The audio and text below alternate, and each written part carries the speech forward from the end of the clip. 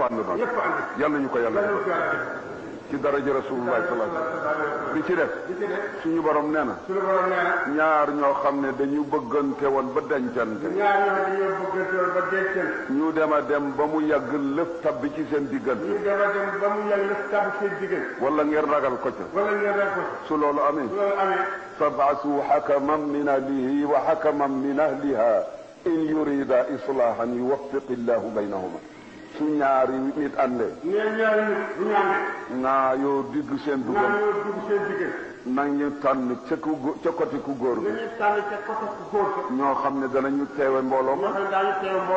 tànn ko ca jigéen ñi ñu bokk waxtaan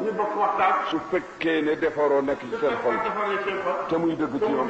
yàlla dana caan ñu àndandoo juboo yàlla nañu ko yàlla defal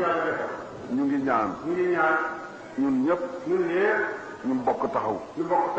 lépp loo xam ne day yàq ak di teqale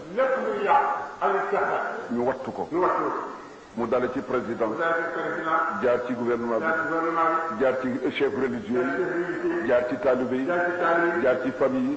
jaar ci ñaari way dañkat jaar ci njaboot bi